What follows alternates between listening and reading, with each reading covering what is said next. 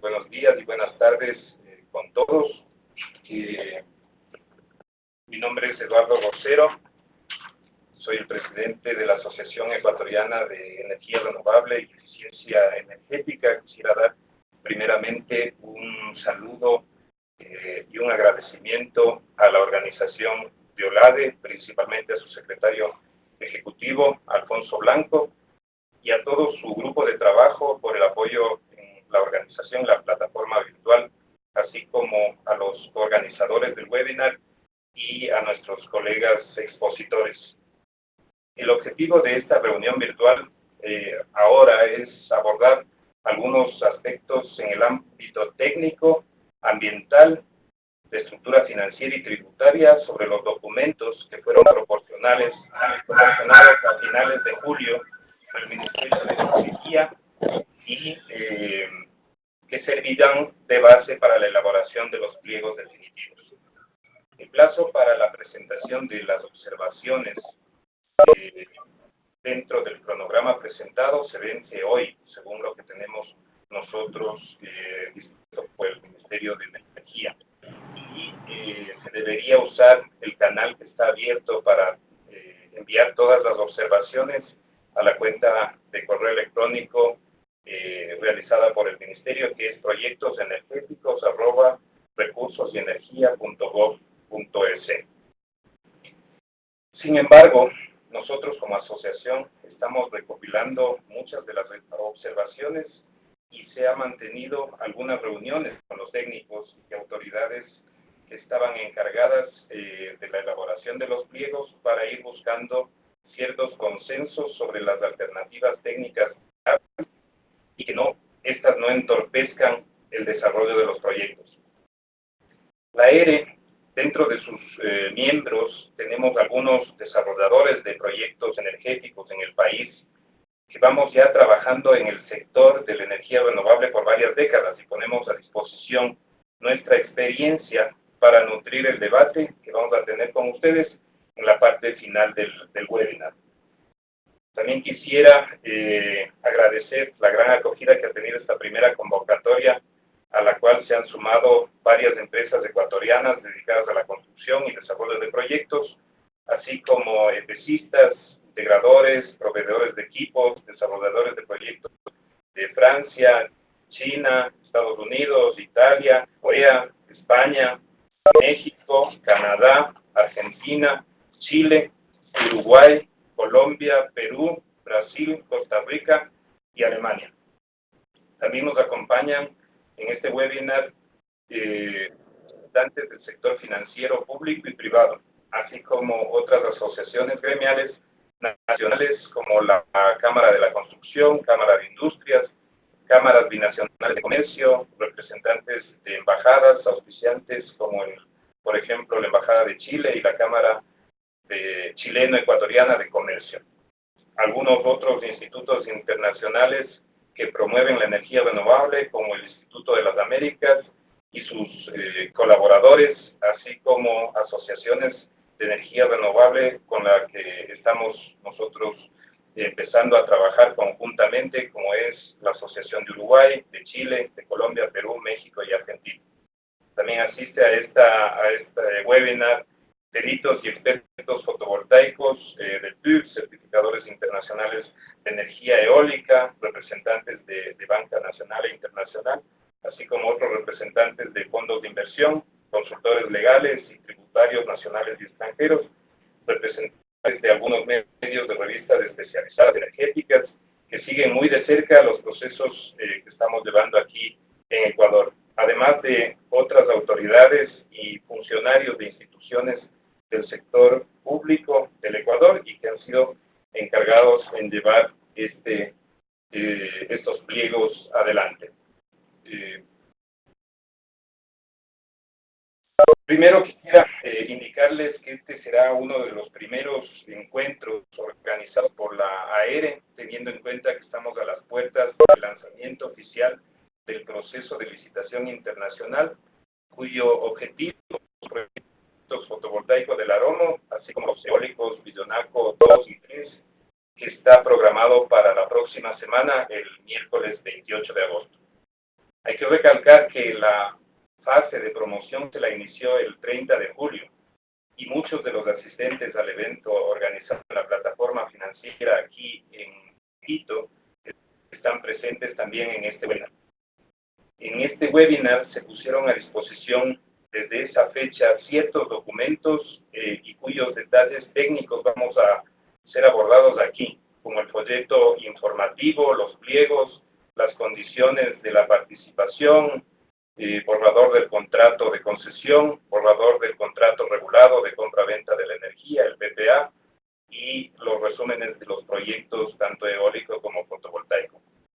Aquí cabe indicarles que uno de los objetivos también de la asociación, por su constitución misma, esto es como asociación gremial del sector de la energía renovable, es el fortalecimiento de sus miembros asociados y agentes privados frente a instituciones públicas, como es el caso ahora de los procesos públicos de selección, y justamente poder transmitir la información de forma transparente a todos los actores será una prioridad y un compromiso de nuestra acción como asociación.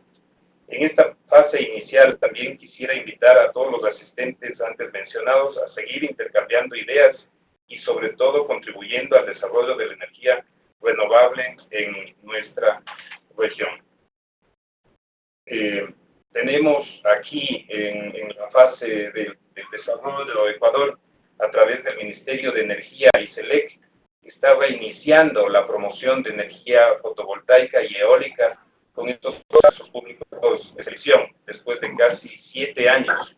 Tenemos que recordar que en el 2011, del 2011 a 2013, se suscribieron concesiones por más de 300 megavatios en el ámbito fotovoltaico y lamentablemente solamente se construyeron a la fecha 25. No obstante, el objetivo de las actuales autoridades del sector energético es ir incentivando la energía renovable no convencional como estos dos proyectos. Tenemos en la lámina el proceso público de selección, que el proceso tiene una tarda 114 días desde la fase de promoción, pasando por precalificación, pago de derechos de participación, visita técnica, preguntas y respuestas, entrega de ofertas, tanto la técnica como la económica, la evaluación de las ofertas y la adjudicación y la declaración o la declaración de cierta del proceso, de ser el caso.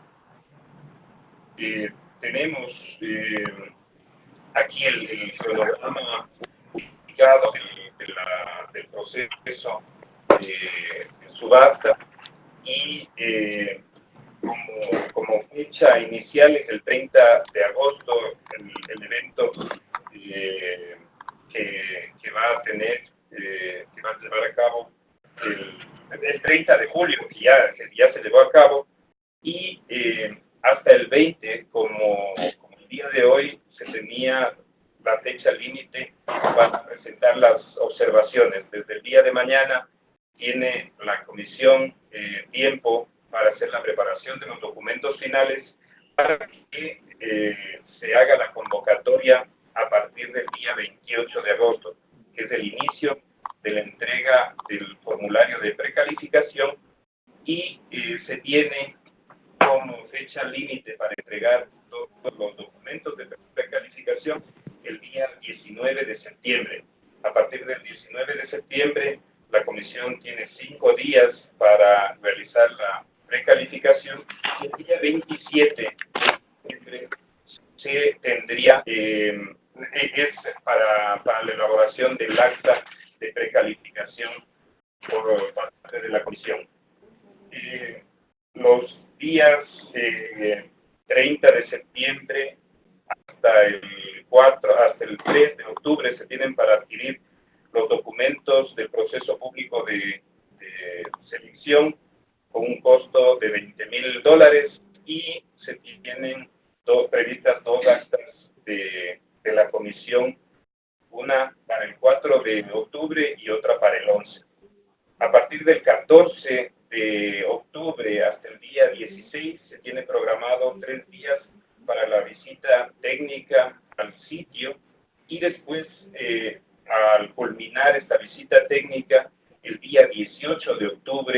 fecha límite para preguntas y aclaraciones.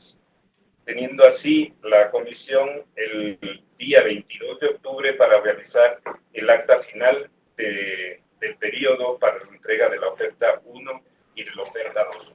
Y ya teniendo algunos días y un poco de tiempo para preparar, llegamos al día 16 de diciembre para presentar las ofertas en los sobres 1 y 2.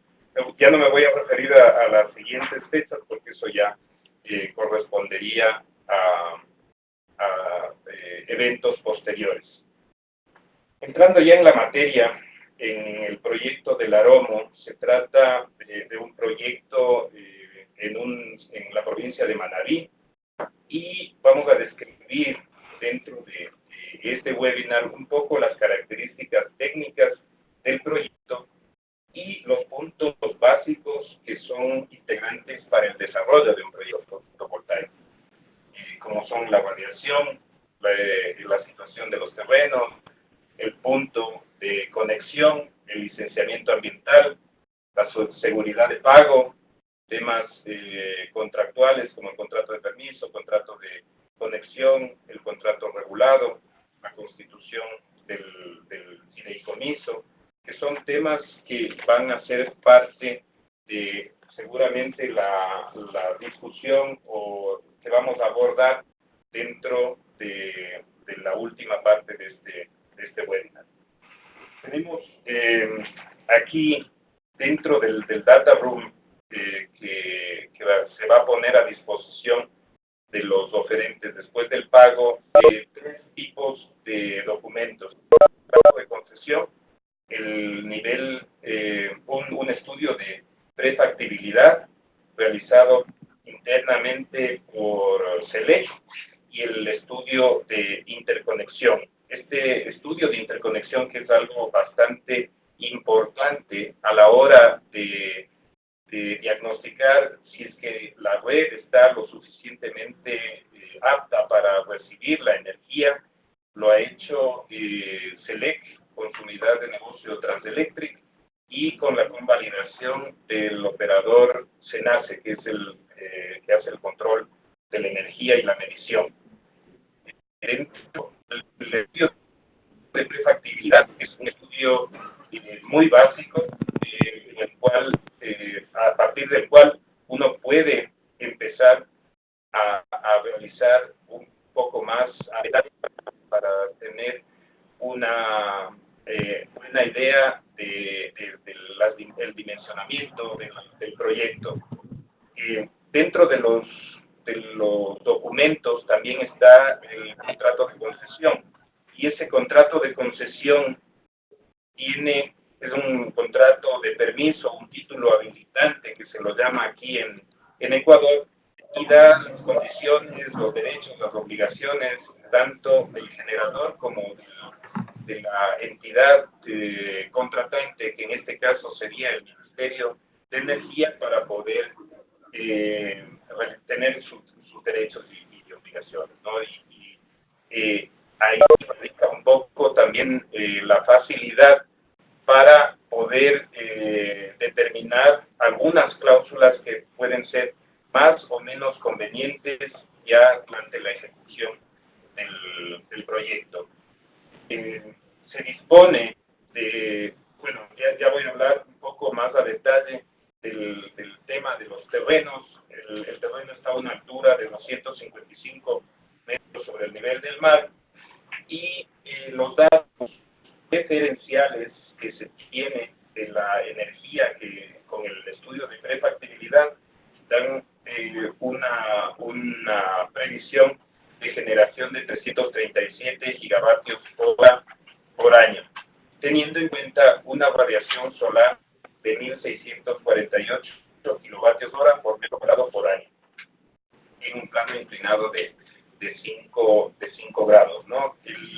El presupuesto, que también se lo ha hecho un cálculo de manera referencial, está en los 180 millones de dólares, pero ese es un valor referencial dependiendo de los costos EPC y de la conexión que tenga que tenga el proyecto. También vamos a tratar posteriormente algo que es muy importante para el desarrollo de proyectos fotovoltaicos, como es el licenciamiento ambiental. Entonces, cada una de estas características tienen que ajustarse para tener realmente la solidez de un proyecto de estas características.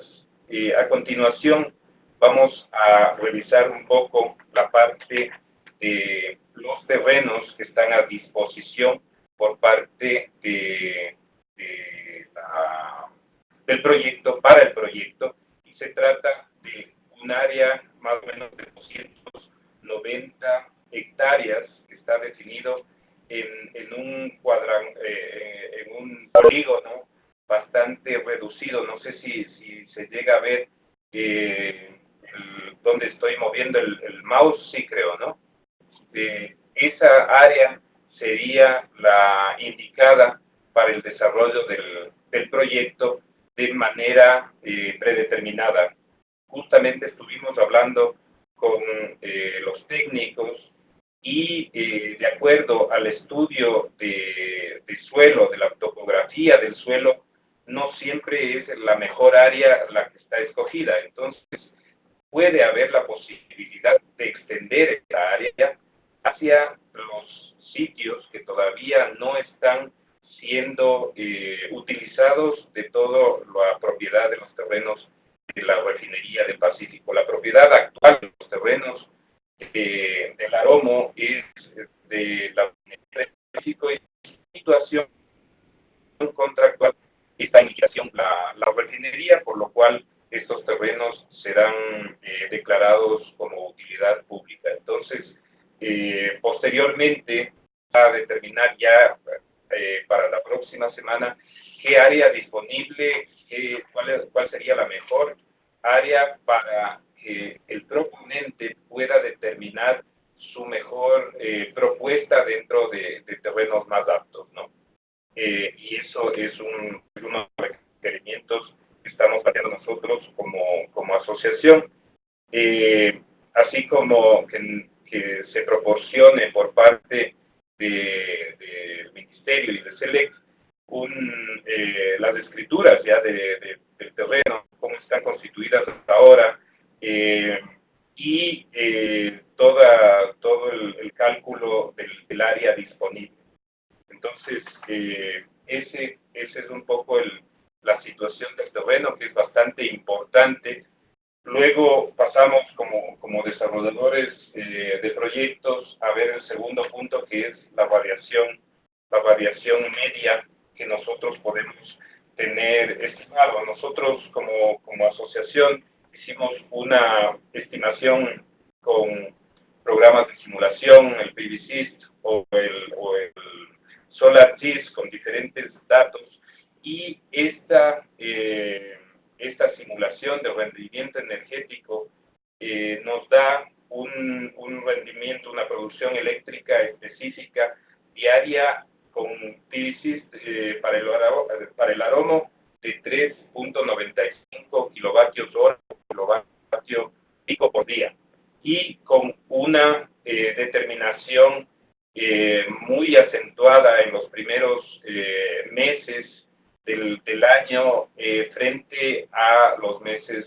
donde ya tenemos menos operación, que son a partir de agosto, octubre y noviembre, ¿no? Esa es una de las estimaciones. Estos resultados se lo hizo para una planta de 100 gigavatios sin tener ninguna sobrecapacidad, sino solamente es para determinación del rendimiento energético. Y esa es la misma base de datos que se utilizó. Con esta base de datos tenemos que para llegar a esa energía de 327 gigavatios hora se necesitaría más o menos un sobredimensionamiento de la planta de alrededor del 16%, es decir, se más o menos unos 233 megavatios en paneles, teniendo en cuenta que la potencia está limitada a 200 megavatios en inversores. ¿Sí?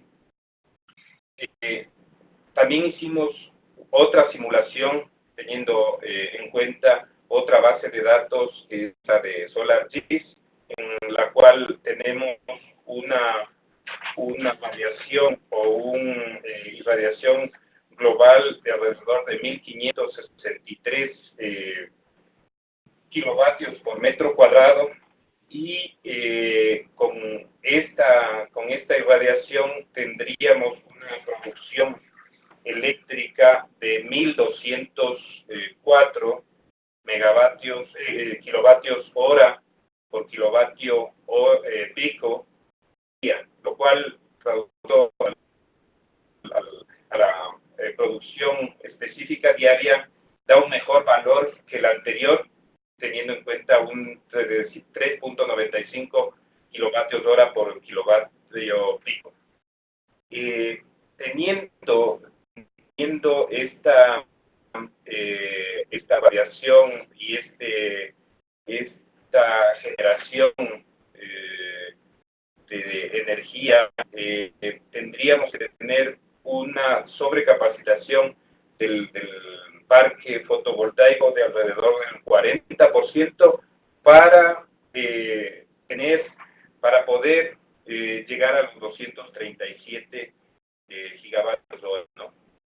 Eso va a determinar mucho el nivel de costo financiero de lo que puede soportar nuestro EPC dentro de la oferta que las compañías vayan a presentar al ministerio dentro de este proceso público de selección. Seguimos adelante. Como tanto el terreno, el nivel de radiación son importantes, otro de los puntos que es muy crucial dentro de la realización de un proyecto fotovoltaico es la interconexión con el Sistema Nacional Interconectado. Si vemos, nosotros tenemos una distancia más o menos de 8 a 10 kilómetros desde la subestación San Juan de Manta hasta donde debería estar nuestra subestación elevadora del proyecto fotovoltaico. Esa subestación estaría conectada con una línea de 230 kilovoltios y tendría un trazado preliminar de esa línea de interconexión, pero todavía no se ha iniciado el proceso de licenciamiento ambiental de esa línea ni tampoco de la subestación elevadora. Eso está a cargo de SELEC y del Ministerio, tener a punto todo el licenciamiento ambiental, tanto del proyecto como de la línea de conexión y de la subestación. Esos son los puntos más neurálgicos dentro del cronograma de ejecución. Tenemos como características de esta línea de conexión que debería ser de un circuito trifásico que se instalará con la proyección a instalar un segundo circuito, con las características técnicas que corresponden. Hay una alternativa de ruta que es más viable y una alternativa.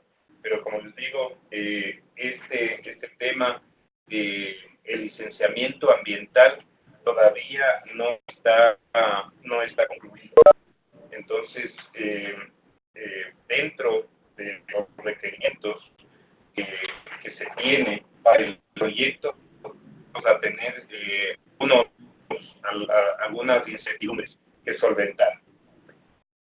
En la siguiente lámina tenemos el alcance del proceso público de selección, que es un proceso que se le va a otorgar a la mejor tarifa. El resultado de oferta más baja del proceso público va a ser otorgado con un dije capacidad nominal de 200 megavatios, más o menos 2% dentro de los cálculos que ha hecho SELEC, y un plazo estimado de construcción que va, aquí está puesto 12 meses, pero se ha determinado entre 18 y 24 meses, dependiendo del cierre financiero.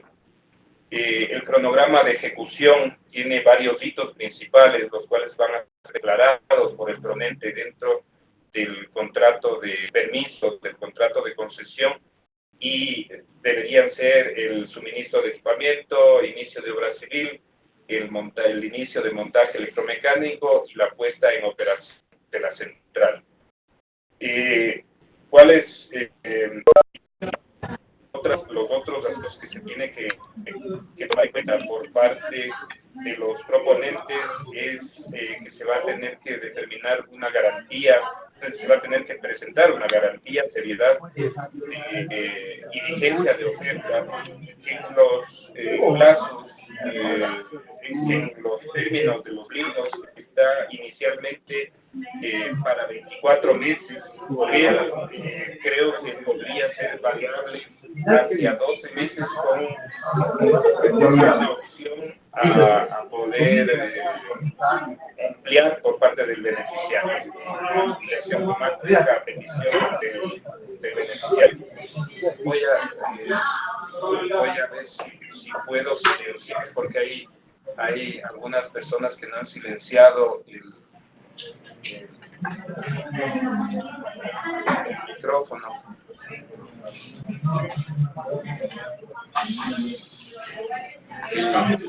Tal vez me ayudas con eso. Si me devuelven los derechos de organizador, yo puedo silenciar a las personas. ¿Cómo era el derecho de...? Ajá. Sobre mi nombre, clic derecho y designarme como organizador. Ya.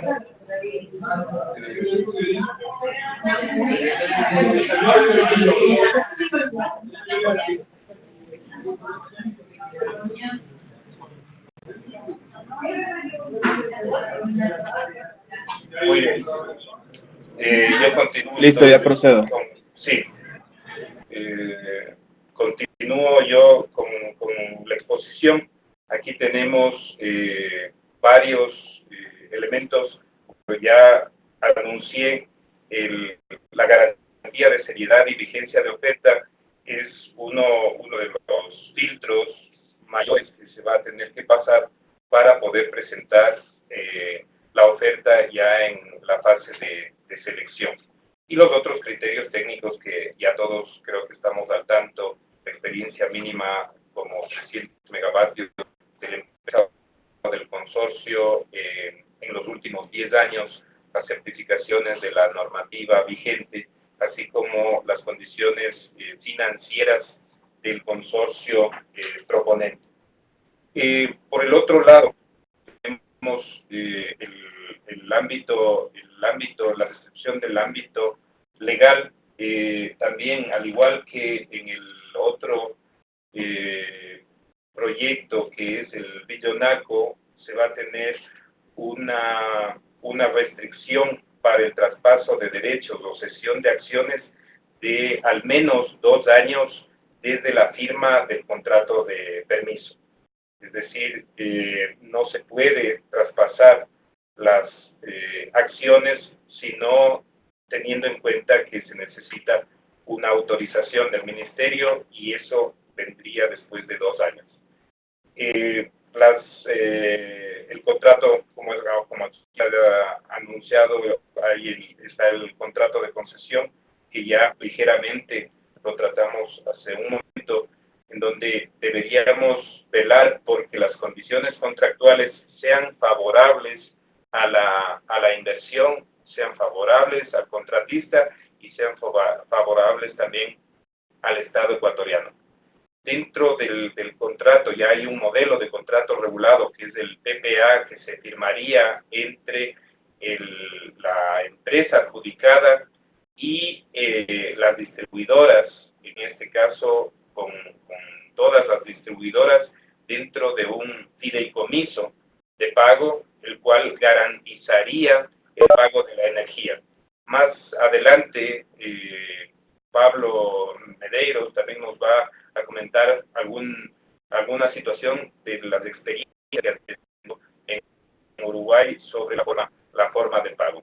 Como les dije, hay algunos inconvenientes, o mejor dicho, hay algunas situaciones que se tienen que prever, tanto en el licenciamiento ambiental, que es uno de los puntos más neurálgicos dentro del desarrollo del proyecto, porque habría que ya tener una certeza del otorgamiento y el tiempo que se demoraría en tener las licencias ambientales, tanto para el proyecto, para la línea y para la subestación de evacuación.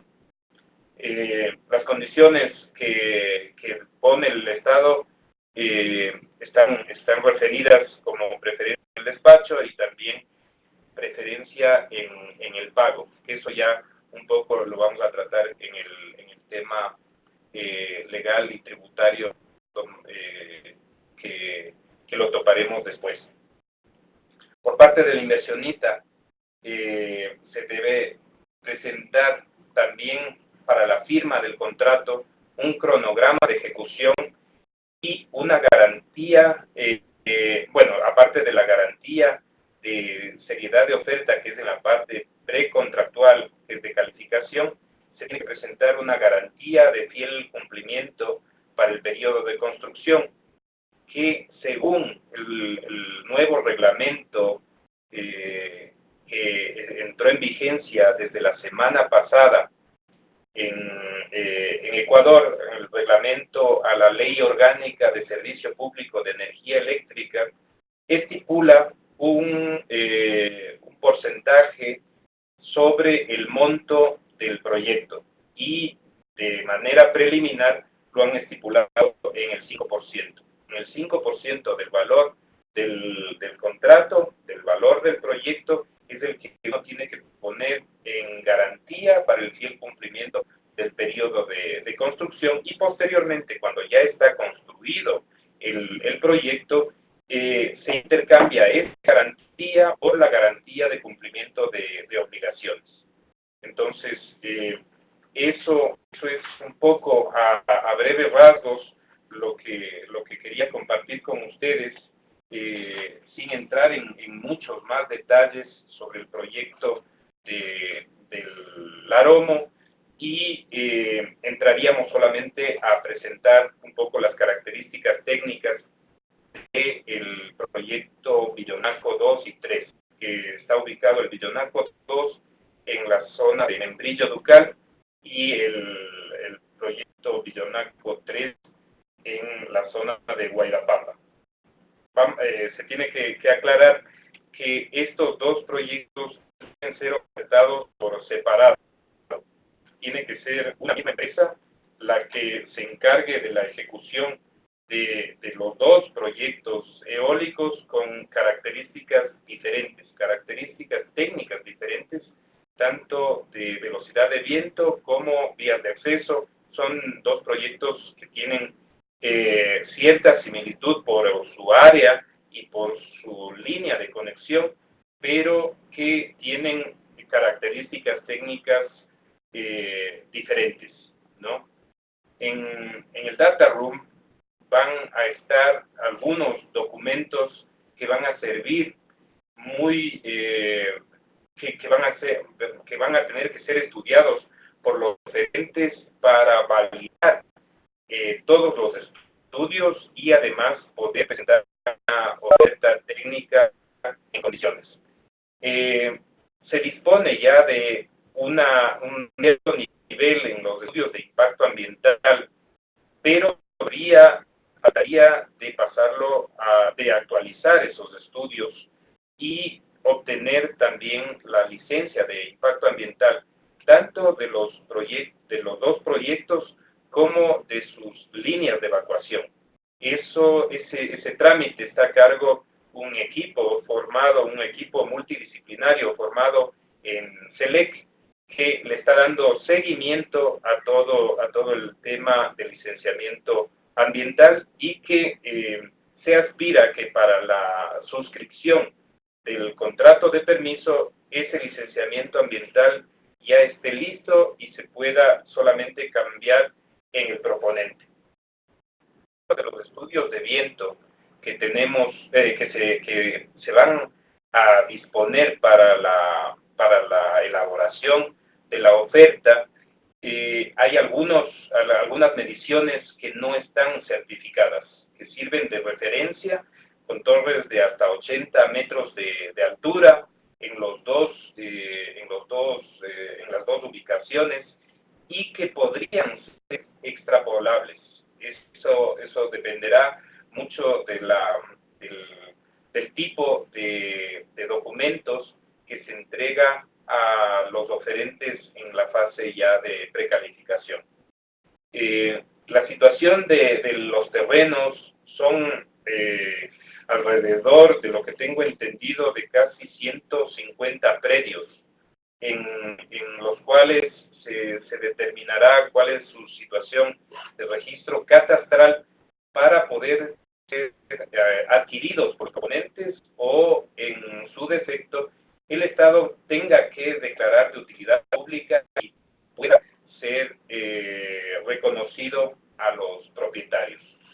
Dentro de, también como documento inicial, que es muy importante para el desarrollo de los proyectos, está el estudio de interconexión, que también estuvo a cargo la unidad de negocios SELEC con el SENACE, y se cuenta con toda la información necesaria para poder conectar los dos proyectos al Sistema Nacional de Interconexión. Se tiene una estimación de energía entre los dos proyectos de 385 gigavatios hora y aproximadamente un estimado de presupuesto de 200 millones de dólares para la construcción.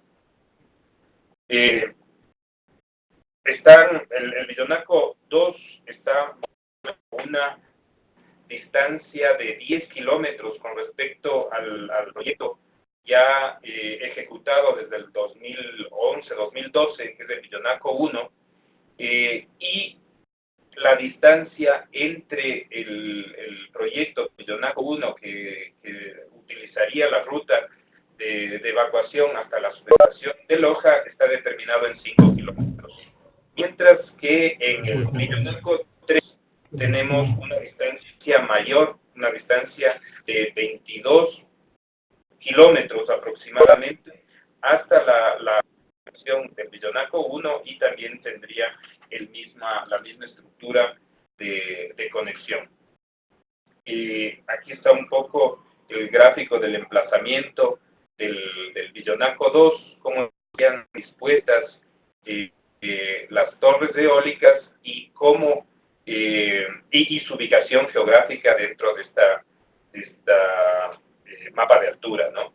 Igual el emplazamiento del Villonaco 3, que corresponde a una zona mucho más lejos de donde está el Villonaco 1, 22 kilómetros. La línea de evacuación sería no como en el caso del Aromo a 230, sino una línea de transmisión de 138 kilovoltios, y se necesitarían dos subestaciones independientes para cada uno de los proyectos, es decir, la subestación de la central Membrillo Ducal, que es el Villonaco 2, y la subestación de la central Guairapamba, que sería el Villonaco 3, interconectadas ya la subestación de Loja, ¿no? Esas líneas de transmisión más o menos tienen, como les dije, una longitud en un caso de 10 kilómetros y en otro de 22. También se cuenta con las características técnicas de los conductores, que eso se lo puede revisar en la memoria descriptiva del proyecto y en los pliegos. Como datos principales, también se tendría a disposición las velocidades promedios viento, tanto para el emplazamiento del membrillo ducal de 40 metros, se tiene una velocidad de viento de 8.8 y en varios sitios de Guatemala que se ha tomado la medición en una torre 2 se tiene una velocidad media de 10.40 y en promedio más o menos los valores que tenemos ahí proyectados. En este nuevo gráfico se pueden ver la disposición que ha hecho el estudio de factibilidad con el que se cuenta de la disposición de las torres en cada una en la parte de Villonaco 2. Asimismo, como en el proyecto fotovoltaico tiene las mismas condiciones, las condiciones de tarifa competitiva, que va a ser el resultado de todas las ofertas técnicas y económicas, se va a otorgar a la mejor. Tiene que también cumplir con al menos 110 megavatios capacidad mínima instalada y un plazo de construcción que esté estimado de 18 a 24 meses, que, como les dije, es contados a partir de la firma del contrato de permiso. Y esto es muy importante, determinar todos los tiempos que estarían dentro de ese periodo, porque pueden haber algunos contingentes que sobrepasar, como es el licenciamiento ambiental. Y ese puede ser uno de los impedimentos mayores ya dentro de la ejecución práctica del proyecto. Los hitos principales dentro del cronograma que uno presenta como oferente para firmar el título habilitante serían igualmente que en el proyecto fotovoltaico el suministro de equipamiento, la obra civil, el montaje electromecánico y la puesta en marcha. Las otras características del tipo de garantías son muy similar al tema fotovoltaico, tomando en cuenta que puede ser que la garantía de seriedad de oferta ya no se tenga que presentar con una validez mínima de 24 meses, sino de 12 prorrogables dependiendo de la situación legal de la garantía, ¿no? Por el otro lado tenemos el tema del ámbito tanto legal por parte del Estado como del inversionista. Las mismas condiciones que teníamos en el proyecto fotovoltaico, tomando en cuenta que en este proyecto los estudios de impacto ambiental para los dos emplazamientos cuentan ya con estudios definidos y solamente hay que actualizarlo, que eso es una ventaja muy grande frente al otro proyecto que es el aroma. Las mismas condiciones del contrato, de tener los 2 primeros años de reserva para no poder transferir las acciones, y por parte del inversionista con las mismas características de garantía y seriedad de oferta, que va a ser sobre un monto como están en los pliegos de $5 millones, y que esa va a ser sustituida por la garantía de fiel cumplimiento luego de la firma del contrato de permiso, que estipula el 5%, como ya mencioné antes. Toda la otra parte sobre incentivos tributarios los va a tratar ya la doctora Checa, y con eso yo daría el primer inicio para poder escuchar ahora sobre los incentivos, sobre la situación legal, y luego pasar directamente a la exposición de Pablo Medeiros. Entonces, por favor, si le otorga los derechos para presentar a la doctora Checa de Ensayar. Listo, ya está.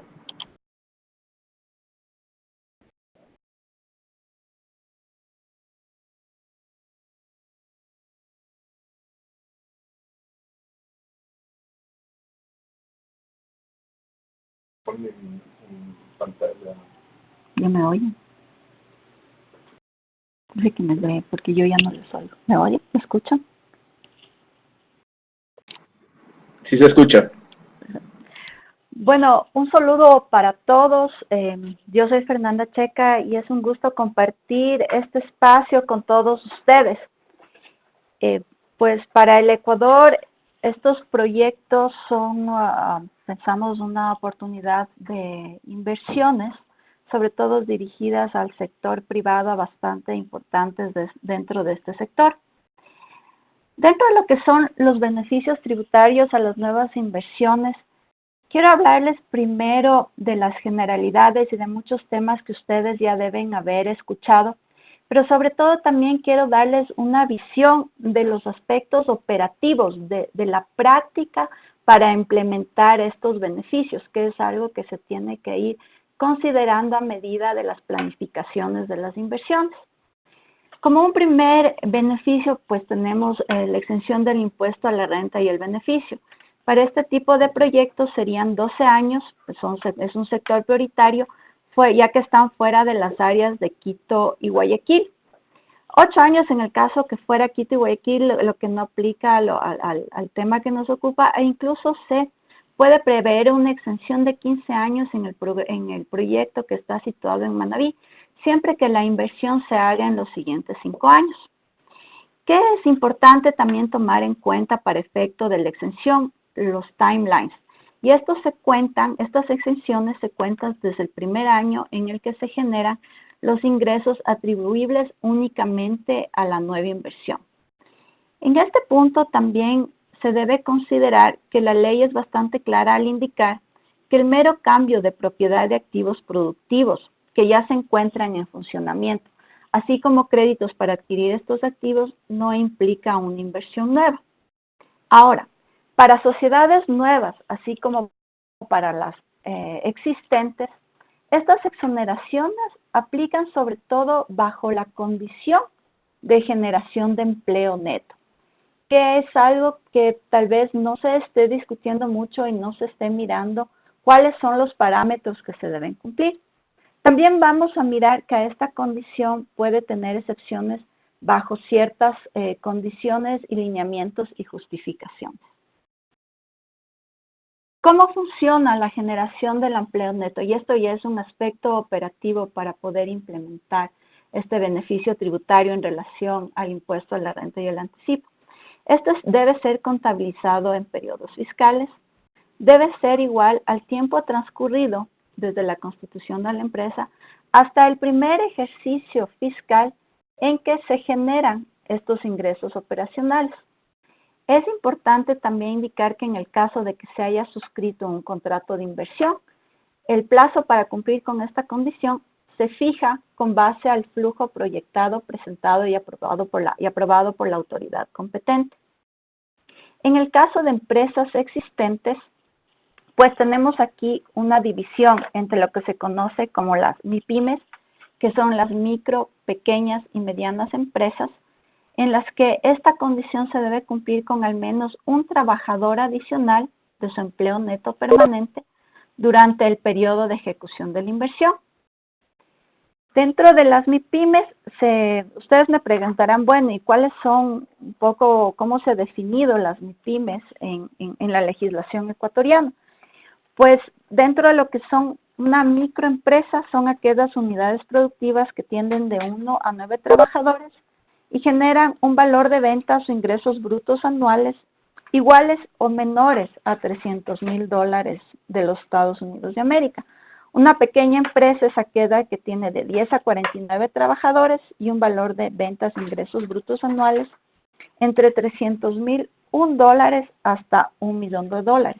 Y una mediana empresa es aquella que tiene de 50 a 199 trabajadores con un valor de ventas o ingresos brutos que van del 1 millón a los 5 millones.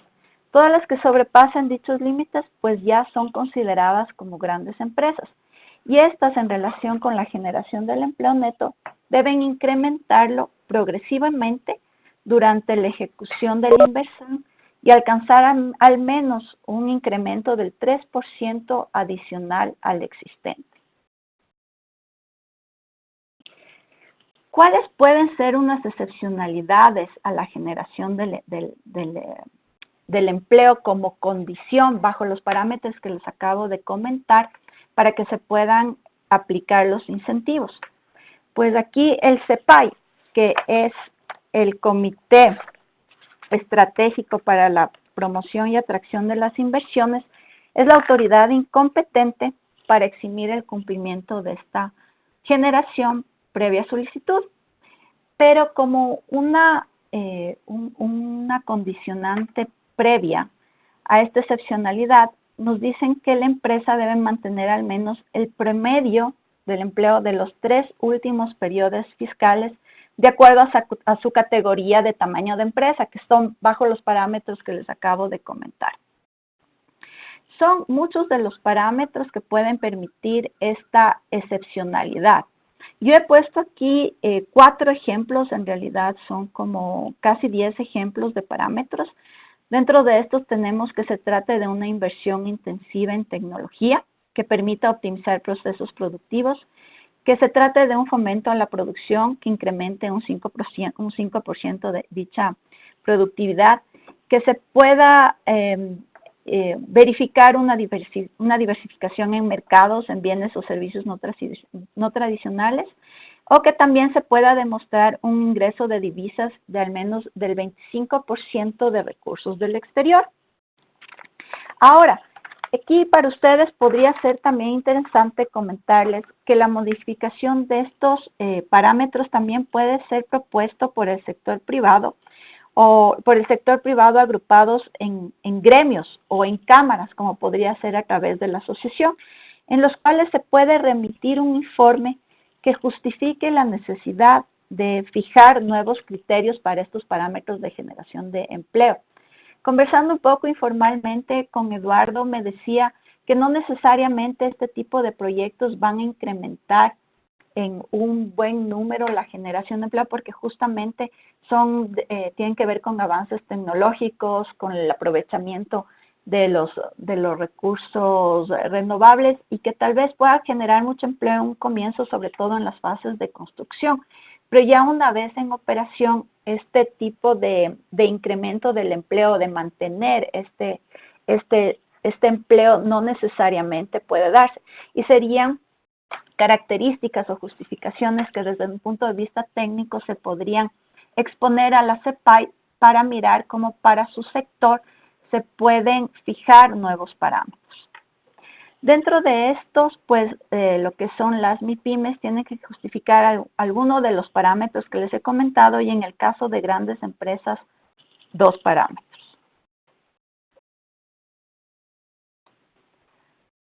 Por otro lado, dentro de los beneficios tributarios tenemos la exención al impuesto a la salida de divisas, que equivale acá en el Ecuador al 5%. Es importantísimo considerar que para que proceda este beneficio debe haber un contrato de inversión suscrito, que es algo que miramos que pues sí se promociona, es verdad que tenemos este incentivo, pero es bajo esta condición. Y la exención funcionaría para todo lo que son importaciones de bienes de capital y materias primas, así como también para la distribución de dividendos, siempre que nos pone la legislación 3 condicionantes, 3 elementos. Correspondan a ejercicios fiscales transcurridos dentro del plazo de vigencia de los referidos contratos, provengan de inversiones que se capitalicen con recursos del exterior y sobre todo se demuestre el ingreso de divisas al país. Ahora, para que ya el aspecto operativo de esta exención, una vez que se tenga firmado un contrato de inversión, el inversionista debe, de acuerdo a los anexos que se presenten justamente para estas aprobaciones, tener un detalle de los bienes de capital y materias primas a ser importados, contar con los detalles específicos de las subpartidas arancelarias, de su valor CIF en aduana y además un cálculo o una proyección del potencial del ISD a ser exonerado.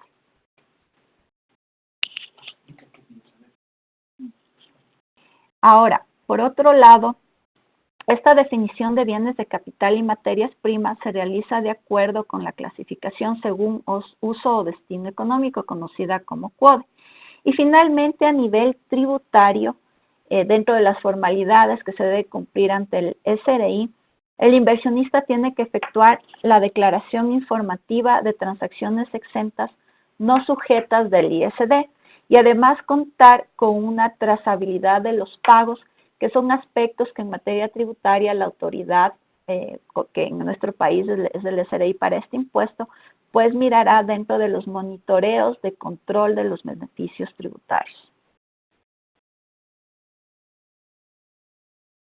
Recordemos un poco cuál es la ventaja de estos contratos de inversión, sobre todo para temas de estos últimos beneficios que les comento en relación estrecha con el impuesto a la salida de divisas. Pues en estos, el objetivo es establecer las cláusulas sobre el tratamiento reconocido a la inversión y también otra muy importante, que es conseguir la cláusula de estabilidad del régimen impositivo aplicable. Ahora les comento brevemente cuál es el contenido que debe tener este contrato. Pues las modalidades de las inversiones, la descripción del proyecto, las garantías y derechos de los inversionistas, la vigencia del contrato, el registro de inversiones y también procedimientos de solución de conflictos. Para la aplicación de los incentivos a las inversiones productivas, va a prevalecer el cantón o provincia en el que se ejecuta efectivamente la inversión.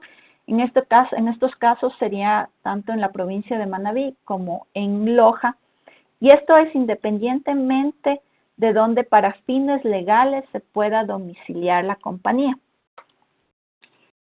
Para que proceda un contrato de inversión, la inversión mínima que tiene que ejecutarse y demostrarse durante el primer año es de $250,000 y de una inversión mínima de $1 millón. Y dicha inversión puede ser realizada de manera directa o en asociación. Ya ahorita se conecta. Ok. ¿Qué se debe entender por una estabilidad tributaria? Esta estabilidad tributaria debe considerar que todas las normas legales y reglamentarias, y esto es bien importante, y además de las resoluciones generales del SRI relativas a la determinación de la renta gravable de los inversionistas más tarifa aplicable vigente a la época de la celebración del contrato, deben mantenerse invariables.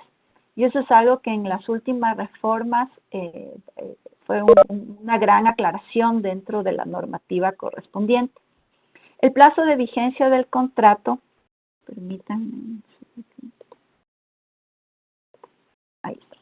El plazo de vigencia de este tipo de contratos es de hasta 15 años y además puede prorrogarse por una sola vez hasta por el mismo plazo originalmente concedido, una vez que se presenten las justificaciones del caso ante el Consejo Sectorial de la Producción.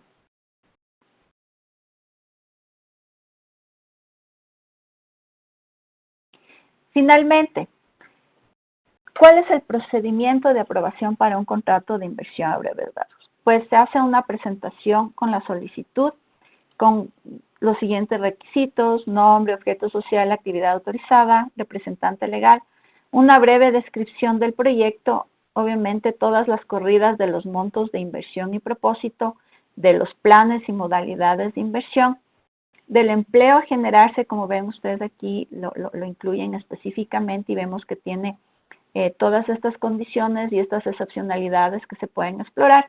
Y así, en el caso de concesiones, como serían en estos proyectos, debe haber una descripción sumaria de los términos y condiciones del contrato.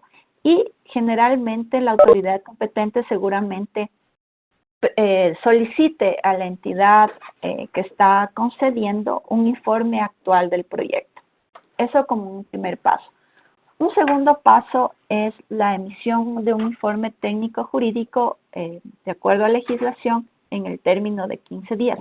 Este informe tiene que contener las conclusiones y recomendaciones en relación a la inversión para la suscripción del correspondiente contrato.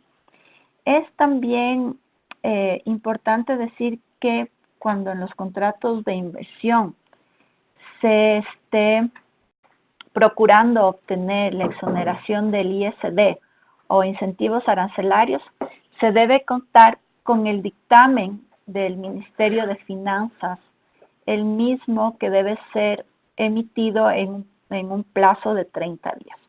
Finalmente, con estos documentos, pues se debe obtener la aprobación de la CEPAI, se realiza la suscripción del contrato y finalmente se debe remitir una copia de al Servicio de Rentas Internas o al Banco Central del Ecuador, de ser el caso. Pues con esto yo les he querido dar una visión bastante general, no solamente de lo que muchos de ustedes ya deben estar muy empapados en lo que son los incentivos tributarios, sino ya de los aspectos prácticos, de los aspectos operativos, de las autorizaciones previas con las que se debe contar para justamente hacer efectivos dichos beneficios y que además estos estén tan bien soportados que al momento de los controles, de los monitoreos por las autoridades competentes, pues los inversionistas no tengan ningún problema a nivel de sanciones o incluso de desaprobación de dichos o de desactivación de dichos contratos de inversión. Muchas gracias. Con esto damos paso al siguiente expositor. Sí, Luis, si nos ayudas con el otorgamiento para Pablo.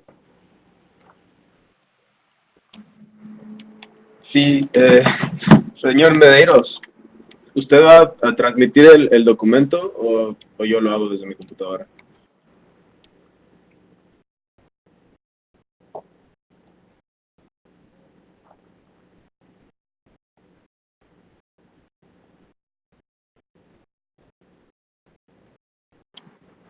No, parece que no escucha a Pablo. Ajá, sí. Señor Medeiros, ¿está ahí? ¿Nos escucha?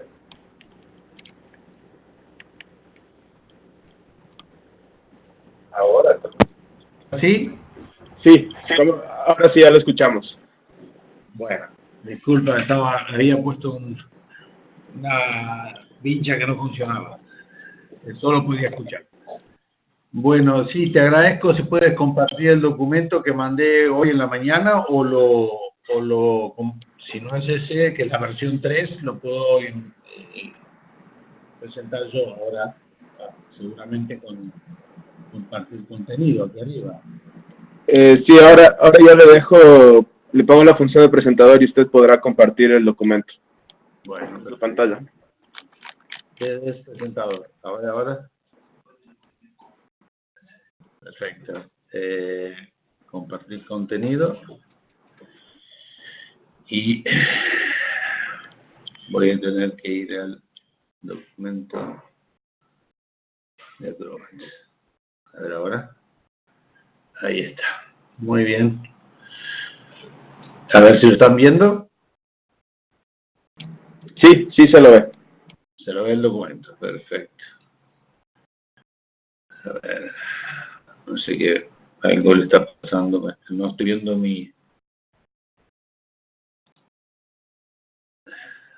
No estoy viendo mi aplicación, pero bueno. Igualmente, ustedes me escuchan y me ven. Sí, el documento ahorita se lo ve y también se lo escucha perfectamente. Entonces, yo aquí voy a comentar, no están ordenados cronológicamente, pero son aspectos claves que nos han permitido en ese periodo 2010-2016 a Uruguay lograr una importantísima inyección de energía eólica y de proyectos de energía eólica en una modalidad que ya diría como de cascada, porque fue muy importante.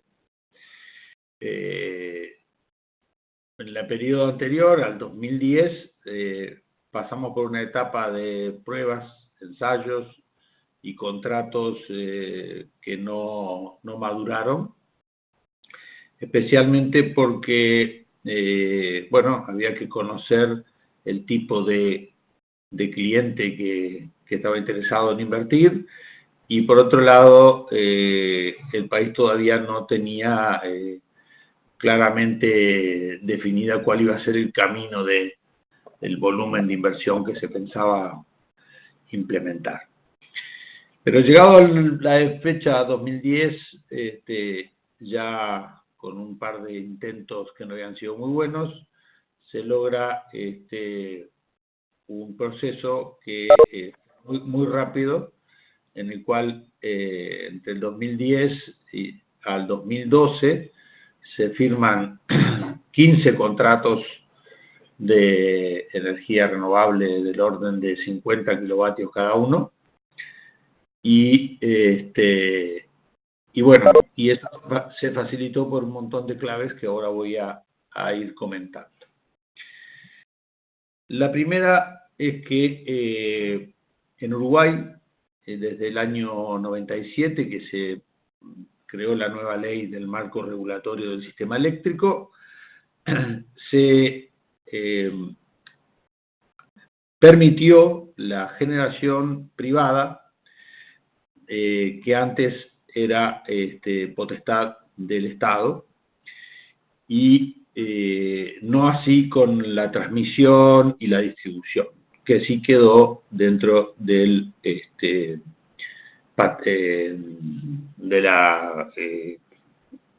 del monopolio del Estado, de la empresa estatal. Entonces, esto ya permite que una empresa pueda convertirse en generador, y para ello solamente tiene que hacer una serie de trámites formalmente para obtener su licencia de generador. Después, otro punto importante es que la condición de los contratos establecían un take or pay del 100% de la energía producida. Es decir, la empresa distribuidora estaba comprometida a comprar el 100% de la energía que genera privado, aún en caso de que existieran restricciones operativas en la red para su despacho. Es decir, si por algún motivo la línea no estaba disponible, o la capacidad de transmisión de esa línea no aceptaba el 100% de la energía que el generador podía volcar, ese remanente de energía no producida o no tomada era calculado en base a las condiciones del sitio y de las condiciones de viento que había en ese momento, y se le pagaba de igual manera que si lo hubiera tomado. Eso permite dar la tranquilidad de que, pese a que hubiera cualquier tipo de indisponibilidad en la conexión, el generador estaba siempre tomando el ingreso correspondiente a la energía que podría estar produciendo aún con la central 100% apagada. Bien. Yo también vi, no creo que haya que poner mucho más énfasis en el tema de los plazos, son plazos bastante similares a los que se están promoviendo en Ecuador. Sí es importante que los contratos tuvieron una serie de modificaciones en los años 2010 para contemplar las condiciones de financiamiento que exigen los financiadores de fondos de inversión, los accionistas, los bancos, las SECAs, para un modelo Project Finance, que es lo que se propone en Uruguay. Todos los proyectos se hicieron con empresas que son de objeto específico para la generación, no son grandes corporaciones, no tienen una serie de activos dedicados a actividades similares o tienen otra actividad. Son empresas objeto que en sus contratos establecen una modalidad Project Finance, y esa modalidad exige ciertas condiciones, sobre todo para los bancos de fondos blandos, tipo BID, tipo ECAS, tipo CAF, y bueno, en algunos casos fueron financiados por fideicomisos de tipo público o privado. Otro tema que sí me parece interesante conversar, y que vi que de alguna manera en algunos de los proyectos se habla de obtener la propiedad de los padrones o de los sitios de desarrollo. En Uruguay eso no ha sido una condición. Lo que sí se exigía es un contrato de arrendamiento por ese plazo de 20 años con el propietario. La ley de arrendamiento uruguaya establece que en caso de que el propietario venda ese predio, ese terreno, o los padrones correspondientes, o parcialmente los padrones donde está desarrollado el proyecto, los contratos de arrendamiento se tengan que respetar. O sea, tú puedes comprar un terreno que está afectado a un parque eólico, pero ese terreno no puede ser desafectado hasta que no se venza el contrato. En cuanto a la propiedad de los sitios, la única propiedad que realmente se le requiere a la empresa objeto de la generación es el área de la estación de conexión eléctrica, que sí, esa normalmente se comercializa, son espacios pequeños en relación con lo que es el conjunto de padrones o de espacios que se requieren para un proyecto de 50 o de 100 megavatios. Sobre todo en eólica. Si habláramos de solar, serían terrenos más pequeños. Otro tema muy importante es que los PPA son firmados con la utility del gobierno, o sea que la distribuidora es propiedad del gobierno, y entonces esa empresa Estado no tiene riesgos de incobrabilidad, y lo hace incluso por sus condiciones particulares, de tener menor riesgo aún de cobrabilidad que el riesgo para el país del propio Uruguay. Por su trayectoria, la empresa eléctrica uruguaya quizás sería una AAA en comparación con el riesgo país de Uruguay, que no sería un AAA. Después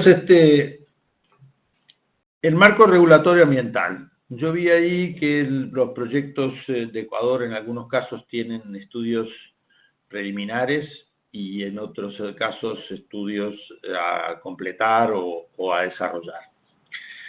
Bueno, en Uruguay inicialmente, hasta el 2010 vamos a decir, también tuvimos una seria discusión sobre el marco ambiental específico aplicado a la energía eólica y a la energía solar.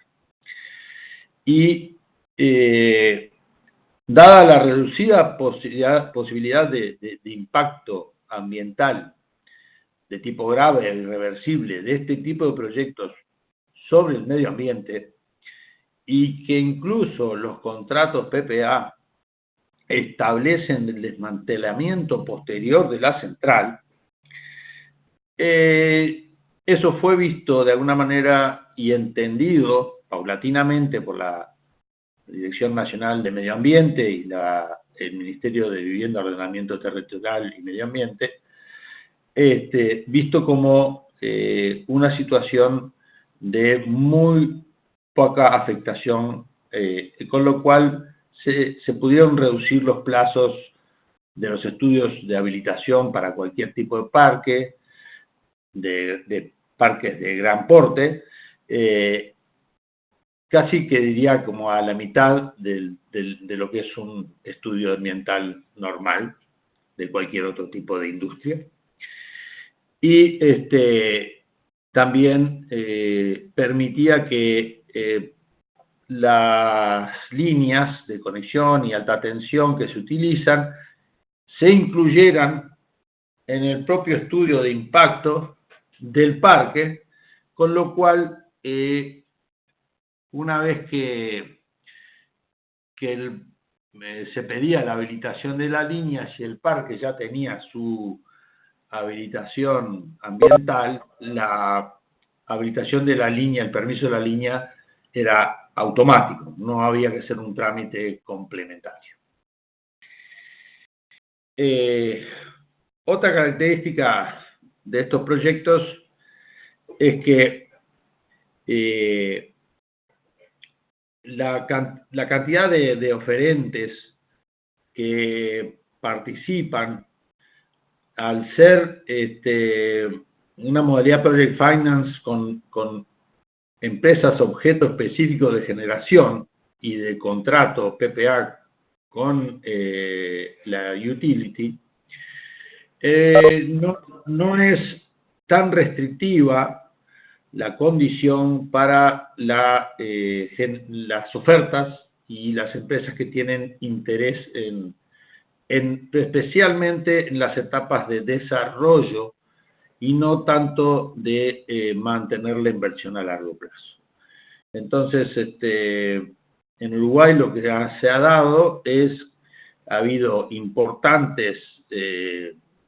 importante porcentaje, yo diría prácticamente la mayoría de los parques, fueron desarrollados por desarrolladores de parque que llevaron el parque hasta el momento de puesta en marcha, y allí empezó el proceso de compras y adquisiciones y fusiones, merger and acquisition, que ha ido permitiendo incluso a los fondos de inversión o los interesados en inversiones a largo plazo entrar en etapas de menor riesgo de inversión y ser menos exigentes con los retornos de esa inversión. De alguna manera, esta alta competitividad y esta posibilidad de hacer un negocio de corto plazo para los oferentes y un negocio de largo plazo para los inversionistas que entran sin riesgo, ha permitido una alta competitividad en las ofertas y unos reducidos precios de energía en los contratos PPA. Como contrapartida, las empresas importantes con grandes activos, con grandes patrimonios, que ponen en riesgo su capital y su nombre en un contrato PPA, que además están sometidos a riesgos de desarrollo y construcción y a cumplir garantías y disponer de garantías que afectan también de alguna manera su patrimonio, En esos casos, los oferentes que participaron en esas instancias no fueron competitivos, ¿ah?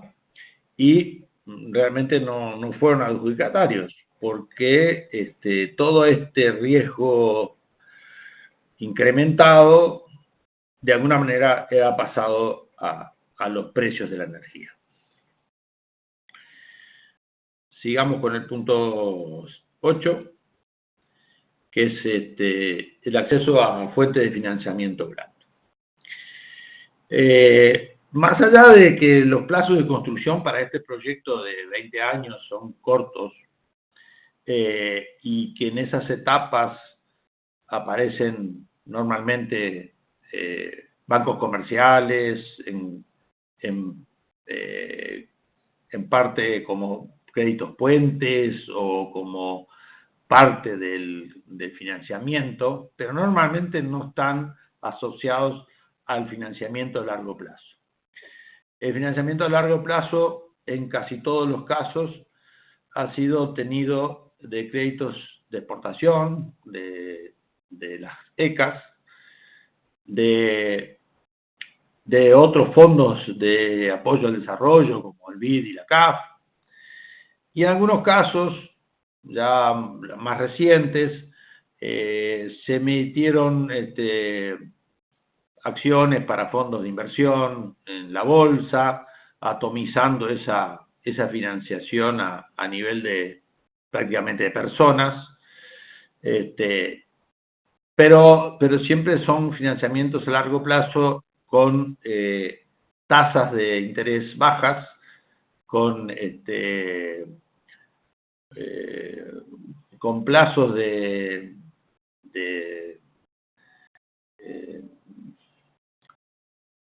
periodo de gracia de un par de años. Todo eso hace que logremos un costo financiero bastante más bajo que lo que es el financiamiento corporativo, los bancos comerciales.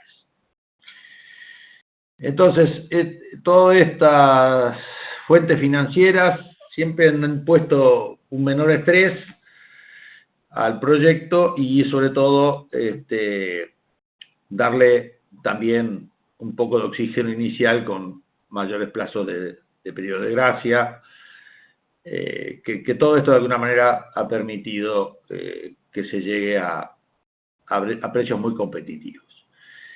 También quiero decir que esto de acceso a fuentes de financiamiento blando impone que de alguna manera las fuentes de financiamiento miran mucho el equipamiento y el proveedor y los contratos de operación y mantenimiento posteriores, que son parte de darle la tranquilidad a un fondo de financiamiento de largo plazo de que se está trabajando seriamente. Entonces, no se llega así nomás a un financiamiento blando, hay que trabajarlo y mucho. El PPA nuestro en Uruguay también fue cambiando, pero ya el PPA del 2010 al 2016 establecía paramétricas que contemplan la variación de costos y de sus parámetros tanto en lo que respecta a los costos locales como los costos de fabricación en origen y también los costos de mano de obra, de operación y mantenimiento, la mano de obra local en los momentos. Entonces, hay distintas componentes en la paramétrica que permiten adecuar el costo de la energía contratada, no es a precio fijo, sino que varía en función del ajuste de estos parámetros en los 20 años.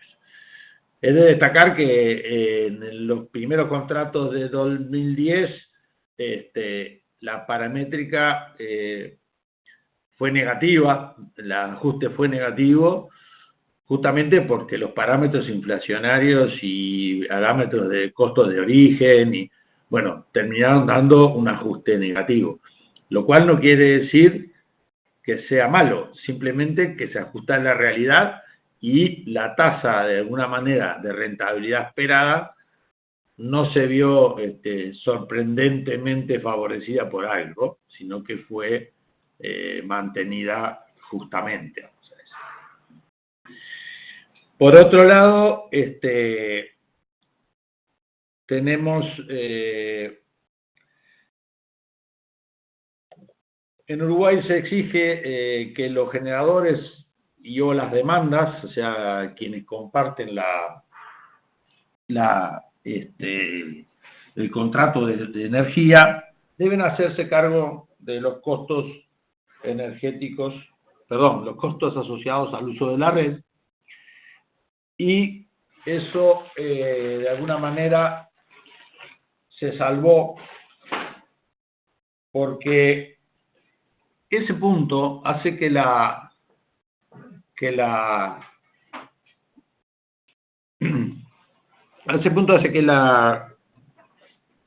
haya una importante me falta de la fuente. Disculpen, allá estoy con un problema de batería. Le decía que el punto de costo de peajes necesita un cálculo que es engorroso y que es sobre todo el sistema interconectado, lo cual hace que el sistema interconectado identificar el costo real de la... ¿Se sigue escuchando bien? El costo real del uso de la red sea complicado para meterlo en un modelo de proyecto. ¿Ah? Entonces, bueno, de esta manera se bajan las incertidumbres y riesgos de los contratos y se los mantiene también muy competitivos. También escuché que existen algunos estudios de recurso solar o eólico en el proyecto de Ecuador. Aquí en Uruguay realmente para cerrar los PPA, para conseguir el financiamiento y para la tranquilidad de los inversionistas, en la etapa ya 2010, 2012, 2013 ya se tenían los recursos plenamente certificados con PR 95 y por empresas como Barlovento, DNVGL, empresas muy serias que hacen que el inversionista, el contratista esté tranquilo y los financiadores también. Por último no, me quedan unos puntos más todavía, pero siempre se estuvo trabajando sobre la idea de que haya una importante integración de componente nacional. Bueno, en Uruguay en principio parecía muy difícil de alcanzar, se propuso un mínimo del 20%, pero fue fácilmente alcanzable con la obra y no incluía incluso la red de conexión eléctrica, pero la parte civil y la parte de componentes nacionales, transformadores, líneas internas, red de comunicación, el centro de conexión y medida, todos esos puntos permitieron que en general todos los proyectos alcanzaran el 20%. Sí había una premiación económica con un factor de ajuste para aquellos que comprometieran una componente nacional mayor al 20%, con lo cual el valor final de los dólares por megavatio pagados eran mayores en caso de que se cumplieran. Lo que sí no estuvo ajustado fue establecer previamente un procedimiento de validación de componente nacional claro, justo y económico. Entonces, esa validación de ese 20%, o del 30%, o el 25% que estuviera comprometido por el constructor de la planta, para lograr poder justificarlo, se generó un muy complejo y costoso trámite con la Cámara de Industria Nacional y realmente quedó como que diríamos un debe. Creo que hay una cosa que por eso la puse en amarilla, porque necesitamos que en ese caso que se exija sea muy claro y no sea oneroso la justificación de esa componente nacional. Acá llevaba meses y muchos costos. Bueno, unas cosas que sí favorecieron al éxito del proyecto de desarrollo de los parques eólicos en Uruguay fue que estábamos en un momento de coyuntura internacional muy favorable, con la tecnología madura para energía eólica especialmente, con gran competitividad de fabricantes y incluso una baja demanda a nivel mundial para las entregas y cortos periodos de entrega, con lo cual los proyectos se podían ejecutar en tiempos relativamente cortos y podían entrar en funcionamiento rápidamente, no competían principalmente con grandes proyectos del exterior, con lo cual los fabricantes estaban muy interesados en entregar esos equipos en corto plazo a los proyectos uruguayos. Bueno, otro punto que sí es importante, en Uruguay justamente en el 2010 se logra establecer una política energética nacional que fue consensuada por los sectores políticos, que daba daba la prioridad para el desarrollo de la energía renovable, dada la nula capacidad de recursos naturales de petróleo y gas que tiene el país. Y no solamente se buscaba la obtención de energía económica, sino que también se buscaba cierta independencia energética, dado que en el periodo anterior habíamos estado con una altísima necesidad de importación de energía en ciertos momentos, energía muy económica, por cierto, pero que cuando dejó de ser económica pasó a ser cara y escasa.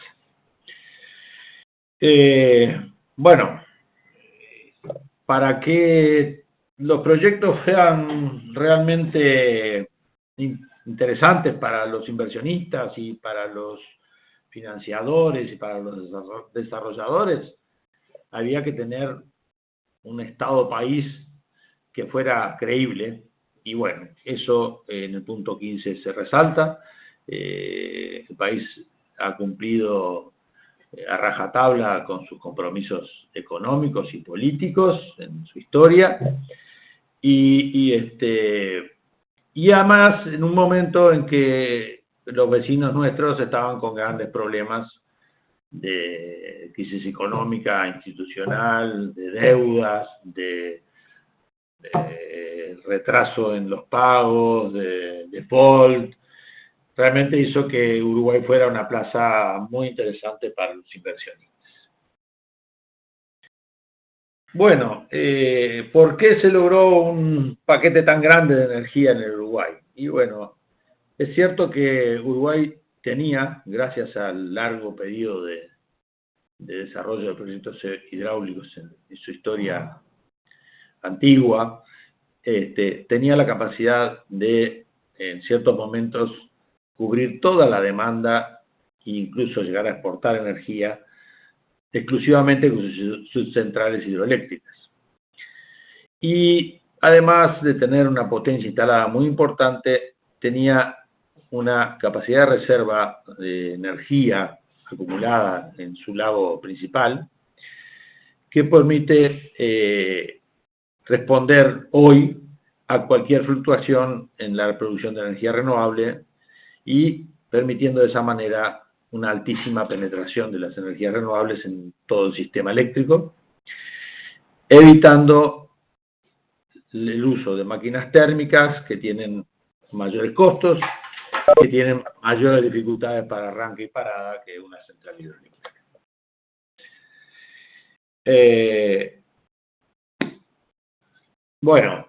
La red eléctrica nacional también está muy difundida, si bien no todo lo que pretende el país.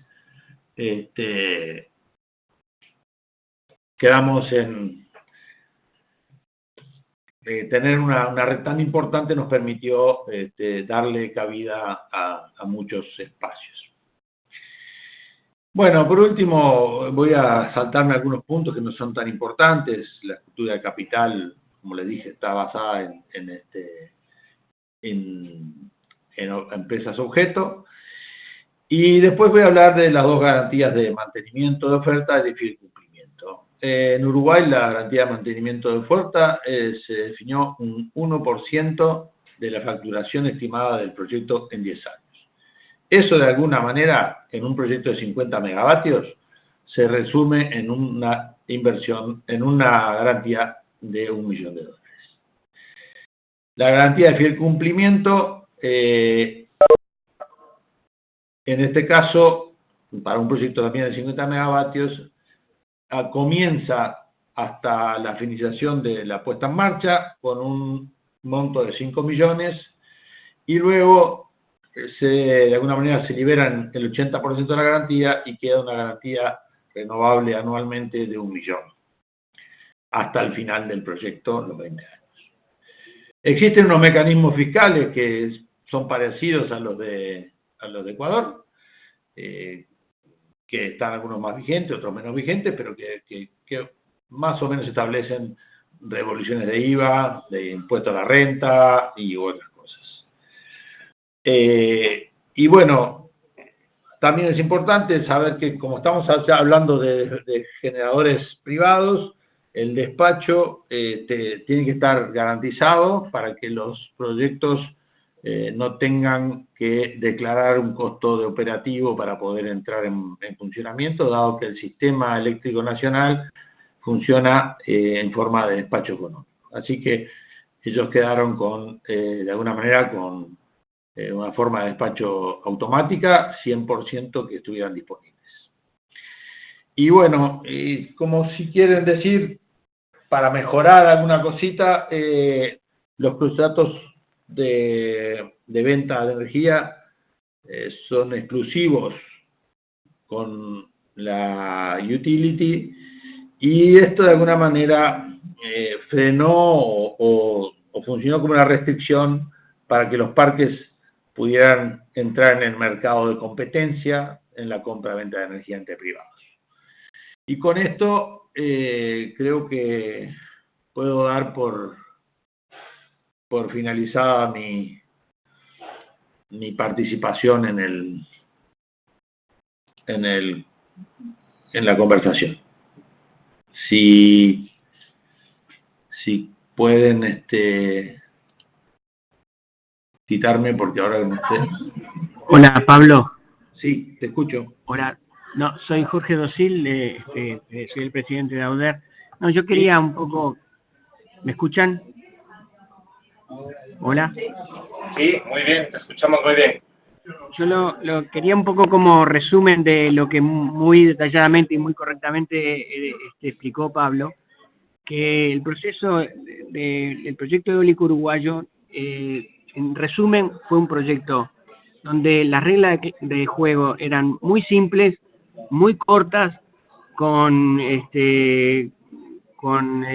fórmulas de ajuste de precios sencillas y entendibles, y que eso facilitó tanto la financiación como la estructuración de las empresas desarrolladoras,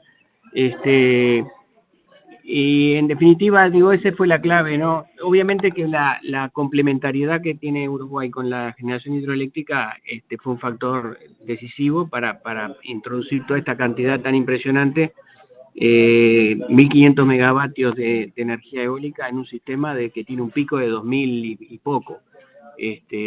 Pero ya digo, ¿no? Lo que permitió este boom fue haber establecido reglas claras, simples, y con la compra de la energía toda hecha por UTE, sin riesgo, como explicó Pablo, y bueno, y así funcionó, y todo para felicidad de todos, ¿no? Todos los inversionistas están conformes, y el Estado está conforme. El Uruguay dejó de tener urgencias energéticas, y de manera que podemos decir claramente que fue un proyecto exitoso de todo punto de vista.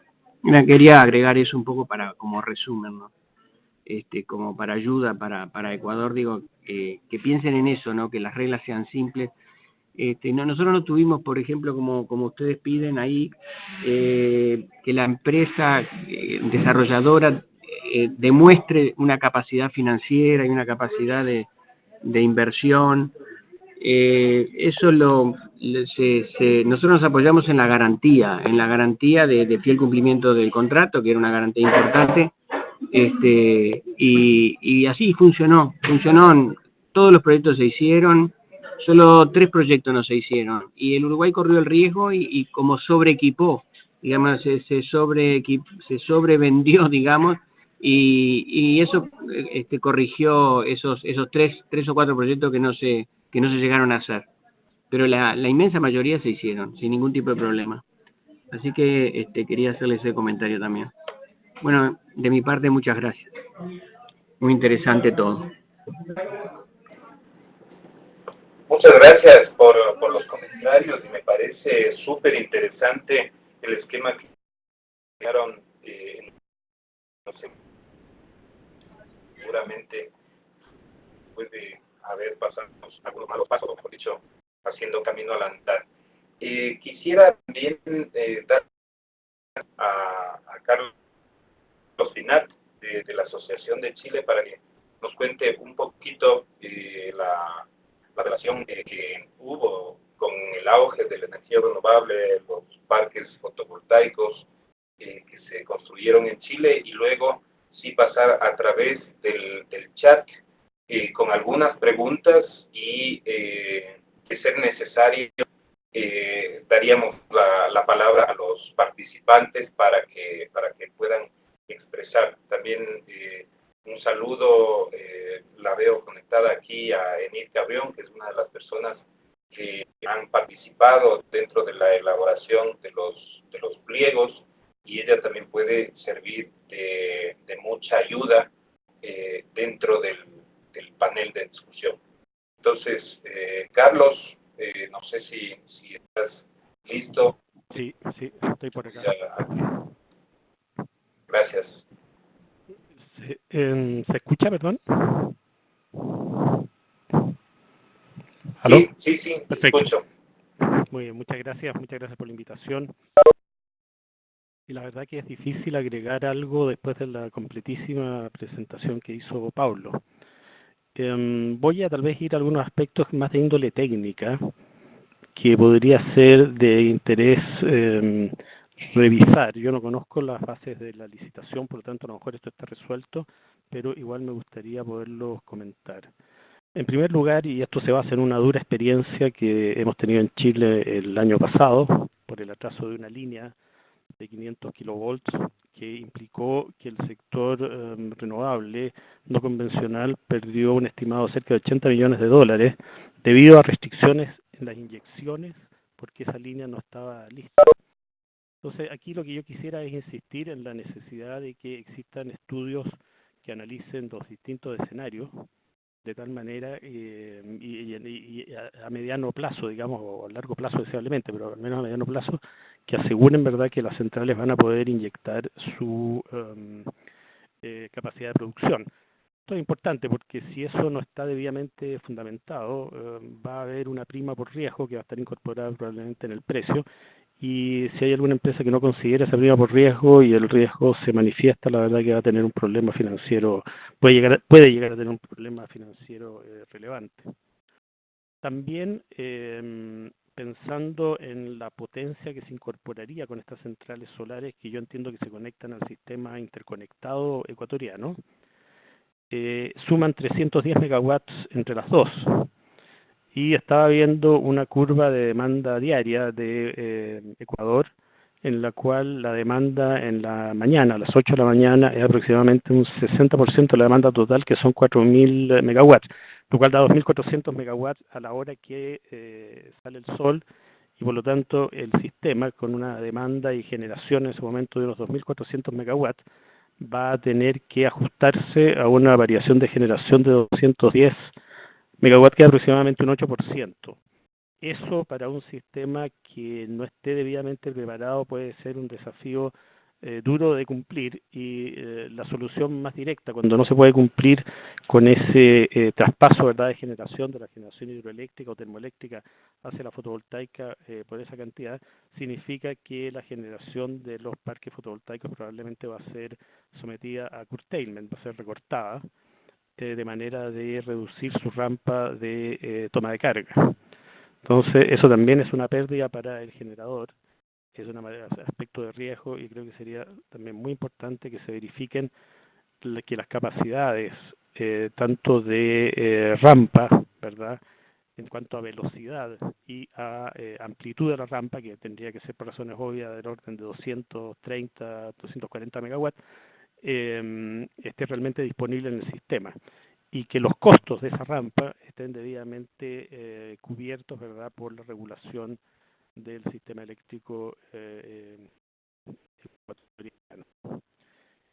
Dentro de esto también, otro aspecto importante, sobre todo pensando en este 8% de la generación total, es verificar que las condiciones de estabilidad del sistema se den tanto en condiciones de régimen permanente como en régimen transitorio.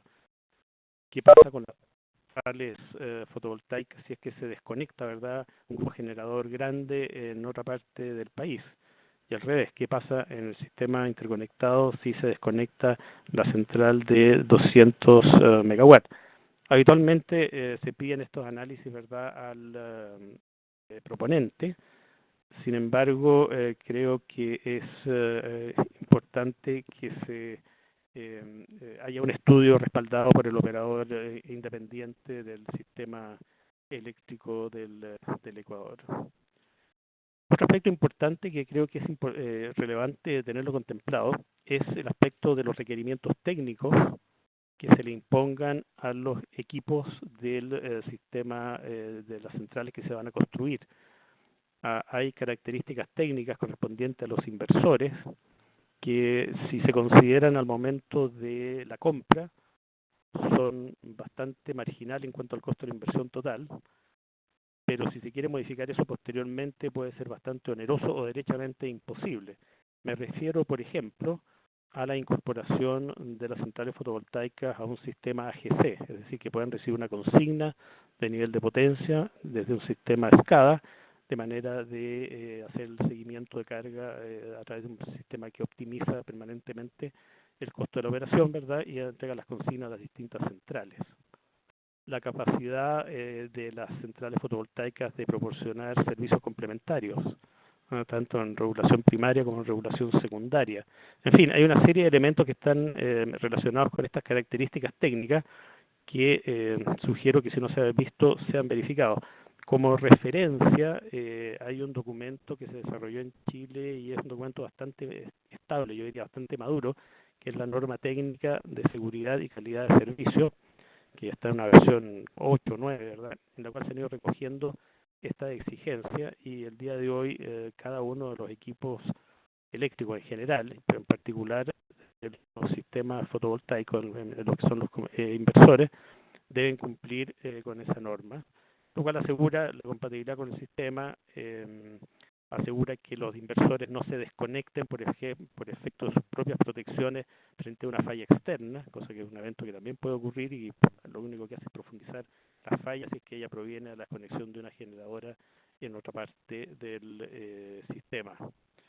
Yo creo que esas son esas cosas técnicas que podría agregar, porque respecto, como decía, a la parte de los aspectos de normativa, de condiciones de financiamiento, ¿verdad?, de términos y condiciones de los contratos, creo que ahí Pablo hizo una exposición sumamente completa. Eso, muchas gracias.